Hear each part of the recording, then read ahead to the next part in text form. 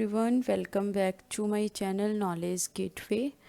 आज की क्लास में हम लोग डिस्कस करेंगे डिमांड का पार्ट 2। फर्स्ट वीडियो में हमने पार्ट 1 फिनिश करा है। जिसने पार्ट 1 नहीं देखा है तो प्लीज़ इस वीडियो को देखने से पहले वो वाली देख लेना, आपके कंसेप्ट क्लियर हो जाएंगे डिमांड के बारे में। एंड आज की क्लास स्टार्ट करते हैं विद द डिमांड फंक्शन। आज हम देखेंगे डिमांड फंक्शन क्या होता है and presentation of demand function. हम कैसे कैसे इसको रिप्रेजेंट कर सकते हैं, by the schedule, by the curve, ये सारी चीज़ें आज हम देखेंगे। ठीक है, तो क्लास स्टार्ट करते हैं। डिमांड फंक्शन क्या होता है? It shows the relationship between quantity demanded for a particular commodity and the factor influencing it. किस किस के बारे में रिलेशनशिप बताता है demand function? Between the quantity demanded, जितनी क्वांटिटी डिमांडेड है उनके बीच में, एंड जो भी फैक्टर्स हैं जिसकी वजह से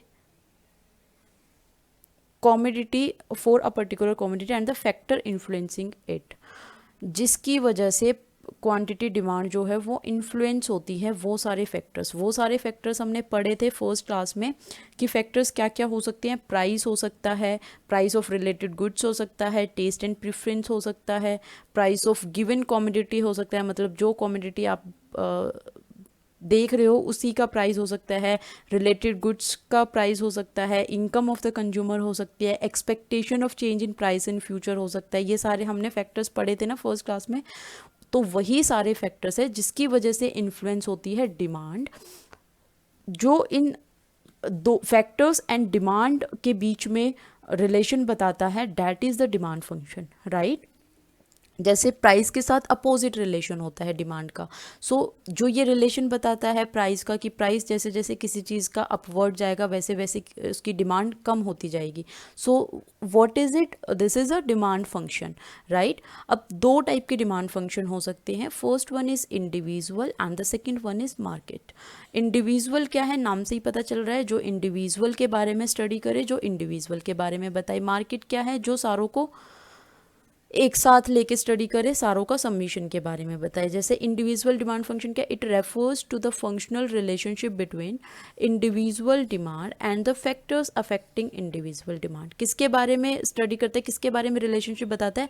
एक इंडिविजुअल डिमांड के, एक इंडिविजुअल पर्सन की डिमांड के, एंड जो भी फैक्टर्स इंडिविजुअल डिमांड को अफेक्ट कर रहे हैं उनके बारे में। अब मैंने यहाँ पे लिखा हुआ है D X, that is D X का मतलब क्या होता है? Demand for commodity X, right. मैं इसको लिख देती हूँ। This is demand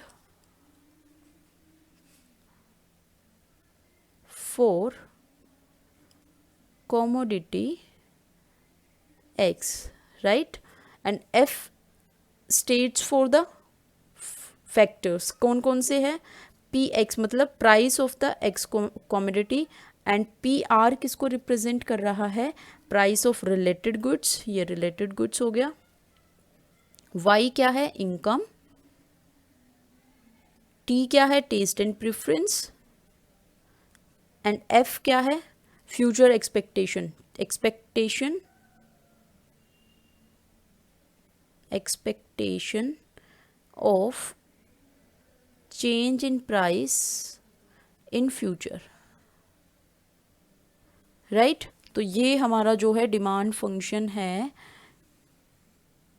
of individual demand, ठीक है। इंडिविजुअल डिमांड फंक्शन क्या है? कि जो रिलेशनशिप बताता है between the individual demand and factor affecting that individual demand. और वो फैक्टर्स कौन कौन से हो सकते हैं? Price of that commodity, related goods का price, income, taste and preference, and expectation of change in price in the future, right. ऐसे ही मार्केट डिमांड है। मार्केट डिमांड क्या होती है? It refers to the functional relationship between market demand, बस इतना सा फर्क है, इंडिविजुअल डिमांड की जगह आ जाएगी market demand, and the factor affecting market demand. और जो जो फैक्टर अफेक्ट करेंगे मार्केट डिमांड को। फैक्टर्स यहाँ पे भी सेम है। P X price of given commodity, that is X, and P R is price of related goods, Y is income of the consumers. यहाँ पे इंडिविजुअल की इनकम नहीं देखेंगे, income of the all consumers, right. T is taste and preference, F is expectation of change in price in future. ये सारे same है। यहाँ पे पी ओ एक नया आ रहा है, ये है size and consumption of population, ठीक है। ये है एस से season and weather, and D for distribution of income. ठीक है, बाकी सारे सेम थे, ये 3 ऐड ऑन हुए हैं, एक season and weather, distribution of income, and P ये क्या है, size and consumption of population, right. अब क्या होता है, देखो हम डिमांड फंक्शन को 2 टाइप से रिप्रेजेंट कर सकते हैं। First one is the demand schedule and the second one is the demand curve, right. Schedule कैसे बनाते हैं, मतलब एक टेबुलर फॉर्म में, एंड कर्व ग्राफिकल फॉर्म में, राइट।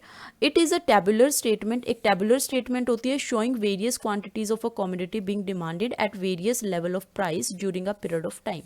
क्या होता है इसमें, एक टाइम पीरियड पे एक किसी कमोडिटी की कितनी क्वांटिटी डिमांडेड है डिफरेंट लेवल ऑफ प्राइस पे।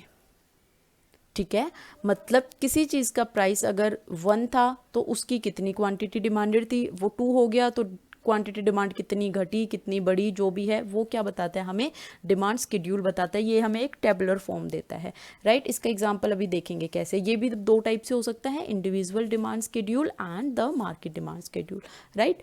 ऐसे ही डिमांड कर्व होता है। Demand curve is a graphical representation, ये टैबुलर स्टेटमेंट में होती है, ये ग्राफिकल रिप्रेजेंटेशन होती है ऑफ डिमांड स्केड्यूल। जो हमने स्केड्यूल बनाया ना, इसी को ग्राफिकली रिप्रेजेंट करते हैं हम। It shows inverse relation between the quantity demanded of a commodity with its price keeping other factor constant. ये हमें क्या बताता है, इनवर्स रिलेशन होता है between the price and the demand, right. और ये हमें क्या दिखाता है, ये कर्व, कि बाकी सारे फैक्टर हमने कांस्टेंट रखने हैं। अगर हम बाकी सारे फैक्टर को कांस्टेंट नहीं रखेंगे तो हम एक कंक्लूजन पे पहुंच ही नहीं पाएंगे, है ना। तो पता ही नहीं चलेगा हमें कि किस फैक्टर की वजह से चेंज हो रहा है। तो बाकी सारे फैक्टर इसमें कांस्टेंट रहेंगे, बस एक प्राइस को कांस्टेंट नहीं रखना है। जैसे जैसे प्राइस इंक्रीज होगा वैसे वैसे डिमांड डिक्रीज होगी। ये भी 2 टाइप का होता है, individual demand curve and the second one is market demand curve, right. अब देखते हैं डिमांड स्केड्यूल। ये इंडिविजुअल डिमांड स्केड्यूल है। इंडिविजुअल डिमांड स्केड्यूल क्या होता है, a tabular statement showing various quantities of a commodity that a consumer is willing to buy, ध्यान से देखना, that a consumer is willing to buy at various level of price during a given period of time. एक ऐसी tabular statement जो कि दिखाती है बहुत सारी different quantities of a commodity जो एक कंज्यूमर चाह रहा है एक टाइम पे डिफरेंट प्राइसेस पे खरीदना। एग्जांपल देखो, अगर किसी कमोडिटी का प्राइस 5 था तो उस टाइम पे उस कमोडिटी की जो डिमांड थी वो कितनी थी, 1 यूनिट थी। जैसे ही प्राइस गिरा 4 हो गया 5 से, तो डिमांड क्या होएगी हमारी, इंक्रीज हो जाएगी। डिमांड कितने से इंक्रीज होगी, 1 यूनिट से। वहीं पे डिमांड कितनी हो गई, 2 यूनिट्स हो गई। जैसे ही प्राइस गिरा 4 से 3 पे, हमारी क्वांटिटी डिमांड फिर से इंक्रीज हो गई, 2 से 3 हो गई।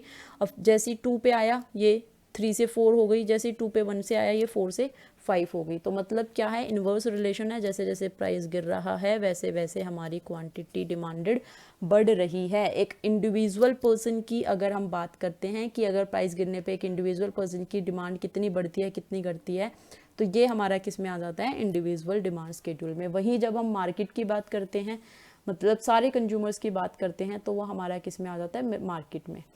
ठीक है, देखो market demand schedule, a tabular statement showing various quantities of a commodity that's all the consumer are willing to buy at various level of price during a given period of time. एक tabular statement है ये भी, showing various quantities, जो कि क्या दिखाता है, बहुत सारी क्वांटिटीज अलग अलग लेवल पे of a commodity that all the consumers are, इधर देखो उधर था एक सिंगल कंज्यूमर, इधर है ऑल द कंज्यूमर्स, मतलब सारे कंज्यूमर्स कितना विल कर रहे हैं, कितना चाह रहे हैं बाय करना eight various level of price during a given period of time. एक गिवन पर्टिकुलर टाइम पीरियड पे सारे कंज्यूमर्स कितनी क्वांटिटी बाय करना चाह रहे हैं, प्राइस के कम होने पे या ज़्यादा होने पे। ज़रूरी नहीं है मैंने इस एग्जांपल में ये कम करा हुआ है, किसी में ज़्यादा भी हो सकता है। ठीक है, सो इसका एग्जांपल देखते हैं। प्राइस है 5 था, तो इंडिविजुअल यूनिट, मतलब एक इंडिविजुअल ए था जिसकी डिमांड ये थी, ऐसे ही बी हाउस होल्ड की डिमांड ये थी, दोनों को मिला के मार्केट डिमांड बनेगा, A plus B is market demand. जब मेरा प्राइस 5 था तो इस कमोडिटी ए की जो डिमांड थी, हाउस होल्ड ए की जो डिमांड थी वो 1 यूनिट थी, बी की थी 2 यूनिट थी। 4 वाले में 2 थी, इधर 3 थी, जब 3 हो गया तो इधर 3 हो गई, इधर 4 होगी, 2 से 4 एंड 5, 1 था तो 5 एंड 6। देखो वो तो मेरा डिफीट नहीं हो रहा ना, जो फंक्शन में मतलब इन्वर्स रिलेशन होता है वो तो मेरा डिफीट नहीं हो रहा। जैसे जैसे मेरा प्राइस कम हो रहा है वैसे वैसे डिमांड देखो दोनों यूनिट्स की बढ़ी रही है, राइट। तो अब मेरा मार्केट डिमांड, अगर मैं इनको अकेले अकेले देखूं, ए की देख रही हूँ तो ये इंडिविजुअल है, बी की देख रही हूँ तो इंडिविजुअल, जब मैं इनको दोनों को कंबाइन कर दूंगी, इनको प्लस कर दूंगी, 1 + 2 = 3, ऐसी 2 + 3 अगर मैं कर दूंगी 5, 3 + 4 कर दूंगी 7, 4 + 5 कर दूंगी 9, 5 + 6 कर दूंगी 11, तो जो ये मेरा निकल के आएगा ये क्या आ जाएगी, मेरी मार्केट डिमांड आ जाएगी, राइट। अब देखते हैं इंडिविजुअल डिमांड कर्व एंड जो डिमांड कर्व होता है वो डाउनवर्ड स्लोप होता है ऑलवेज। तो क्यों होता है, इसका रीज़न क्या होता है कि डाउनवर्ड स्लोपिंग क्यों होता है, ये क्वेश्चन आ जाता है, बहुत बार पूछा जाता है क्वेश्चन, इंपॉर्टेंट है बहुत, कि why demand curve is slopes downward, right. So इसको ध्यान से देखना। देखो इंडिविजुअल डिमांड कर्व देख रहे हैं, क्या है individual demand curve, refers to a graphical representation of individual demand schedule. जो भी इंडिविजुअल डिमांड स्केड्यूल हमने बनाया उसकी ग्राफिकल रिप्रेजेंटेशन को हम क्या बोलते हैं, इंडिविजुअल डिमांड कर्व। अब देखते हैं कर्व होता कैसे है। इधर मैंने प्राइस, वाई एक्सिस पे मैंने प्राइस को शो करा है एंड एक्स एक्सिस पे मैंने डिमांड, इसको क्वांटिटी डिमांड को शो करा है, राइट। अब देखो अगर मेरा जो प्राइस है वो 5 रुपये था, तो मेरी जो क्वांटिटी डिमांड थी वो कितनी थी, 1, राइट, 1 यूनिट थी। जैसे ही मेरा जो प्राइस है वो 4 आया, 5 से कम होके 4 आया, वैसे ही मेरी जो डिमांड है वो मेरी इंक्रीज़ हो गई, 1 से 2 आ गई। जैसे ही मेरा प्राइस 3 आया, वैसे ही मेरी डिमांड क्या हो गई, 2 यूनिट से 3 यूनिट हो गई। जैसे ही मेरा प्राइस 2 यूनिट आया, मतलब और कम हुआ, तो मेरी क्वांटिटी डिमांडेड और ज़्यादा बढ़ गई, 4 हो गई। जैसे ही मेरा प्राइस 1 पे आया, तो मेरी क्वांटिटी डिमांड और ज़्यादा बढ़ गई, 5 पे आ गई, राइट। तो दैट्स वाई ये जो होता है इन्वर्स रिलेशन की वजह से ये जो है डाउनवर्ड स्लोप करता है। देखो डाउनवर्ड ऊपर से नीचे आ रहा है ना, डाउनवर्ड स्लोप क्यों कर रहा है, बिकॉज अगर एक चीज़ की प्राइसेस अगर कम हो रहे हैं तो वहीं पे मेरी डिमांड इंक्रीज़ हो रही है। देखो अगर मेरा प्राइस यहाँ से ये कम हुआ है तो मेरी डिमांड बढ़ गई है, फिर ये यहाँ से यहाँ पे कम हुआ तो मेरी डिमांड और ज़्यादा बढ़ गई, फिर ये यहाँ पे कम हुआ तो मेरी डिमांड और ज़्यादा बढ़ गई। So due to inverse relation between price and quantity demands, always demand curve slopes downward, right। And वही बात है जो हमने स्केड्यूल में पढ़ी थी कि जैसे जैसे मेरा प्राइस डिक्रीज़ होगा वैसे वैसे मेरी क्वांटिटी डिमांड इंक्रीज़ होगी। देखो प्राइस मेरा यहाँ से यहाँ पे आया तो मेरी डिमांड भी तो यहाँ से बढ़ गई ना, पहले मेरी इतनी थी, फिर 1 यूनिट की थी, जैसे मेरा प्राइस यहाँ से कम होके 1 यूनिट 1 रुपये कम हुआ तो मेरी जो डिमांड है वो यहाँ से बढ़ के यहाँ पे हो गई, राइट। अगर आप ग्राफ से भी देखो तो भी आप रिप्रेजेंट कर पाओगे कि अगर मेरा प्राइस 1 यूनिट से घट रहा है तो मेरी क्वांटिटी डिमांड भी तो बढ़ रही है, ठीक है। एक होता है कि फ्लैटर क्यों होता है, ये मतलब फ्लैटर एंड स्टीपर होता है ना, ये डिमांड कर्व जो है फ्लैटर एंड स्टीपर है, ऐसे कर्व की फॉर्म में ऐसे नहीं है, बिल्कुल फ्लैट है एंड स्टीपर है। तो फ्लैटर और स्टीपर क्यों होता है, because based an absolute change in price and quantity. जितना प्राइस में चेंज हो रहा होता है उसी के अकॉर्डिंग क्वांटिटी डिमांड में भी चेंज हो रहा होता है। ऐसे नहीं है कि प्राइस तो मेरा बहुत माइनर सा चेंज हुआ एंड क्वांटिटी डिमांड एकदम से बहुत ज़्यादा बढ़ जाएगी। जितना प्राइस कम होता जाएगा उसी के अकॉर्डिंग मेरा डिमांड भी बढ़ती जाएगी या कम होती जाएगी, ठीक है। और वैसे अगर मेरा प्राइस कम होगा तो डिमांड क्या होगी, बढ़ेगी ना, right. When the other factors are constant, only price and demand को हम इधर कंसीडर करेंगे तो, ठीक है। नेक्स्ट देखते हैं slope of demand curve. Demand curve का जो स्लोप होता है वो कैसे होता है, डाउनवर्ड, मतलब ये जो हमने बोल तो दिया ये डाउनवर्ड है, ये कैसे होता है, कैसे पता लगेगा। लेट्स सपोज एक एग्जांपल से देखते हैं। सबसे पहले तो निकालोगे कैसे इसको कि चेंज इन प्राइस ये होता क्या है, it's not visible, now it's visible, right। change in price divided by change in quantity demand, ठीक है। ये होता है फॉर्मूला कि कितना मेरा प्राइस में चेंज हुआ है उसको हम डिवाइड कर देंगे कितना क्वांटिटी में चेंज हुआ है, राइट। तो मेरे पास क्या आ जाएगा, स्लोप ऑफ डिमांड कर्व आ जाएगा, slope of demand, sorry, slope of demand curve आ जाएगा, राइट। तो इसी फॉर्मूले को यूज़ करते हुए एक एग्जांपल है, देखो when price falls from 8 to 4, किसी चीज़ का प्राइस पहले था 8 अब क्या आ गया है 4, ठीक है। अब प्राइस कम हुआ है, ये है मेरा price, and quantity demand increase from 2 to 4 unit, and जो क्वांटिटी डिमांड है वो मेरी इंक्रीज हुई है 2 to 4 यूनिट, राइट। क्वांटिटी जो है वो 2 to 4 यूनिट इंक्रीज हुई है, इधर इंक्रीज हुआ है इधर डिक्रीज हुआ है। तो मेरे को क्या निकालना है, स्लोप ऑफ डिमांड का। सबसे पहले मेरे को क्या देखना पड़ेगा, फॉर्मूला के according change in price, price में कितना चेंज हुआ है।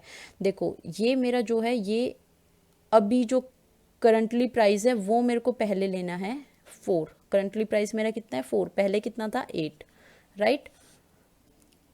अब कितना है मेरी डिमांड 4, पहले कितनी थी 2, पहले वाली बाद में लेनी है, एंड जो अब करंटली है उसको हम पहले लिखेंगे। इसको P0 P1 से भी रिप्रेजेंट कर सकते हो, इसको Q0 Q1 से भी रिप्रेजेंट कर सकते हो।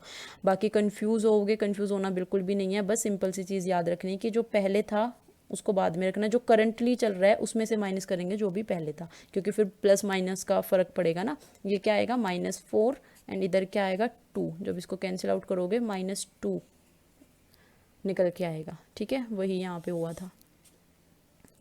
सो अब इसको हम ग्राफिकली देख लेते हैं क्या है। देखो ये मेरा डिमांड कर्व था जब मेरा प्राइस 8 था, राइट। 8 से कम हो गया, कितना हो गया price 4, right. And quantity demand कितनी हो गई, पहले 2 यूनिट्स थी, 2 से बढ़ के कितनी हो गई 4 यूनिट्स हो गई। तो जो भी मेरा ये बन रहा है, this is change in price upon में change in quantity demand curve, this triangle is okay. I hope आपको समझ आया होगा। नेक्स्ट क्लास में हम लोग डिस्कस करेंगे लॉ ऑफ डिमांड एंड इसकी मूवमेंट।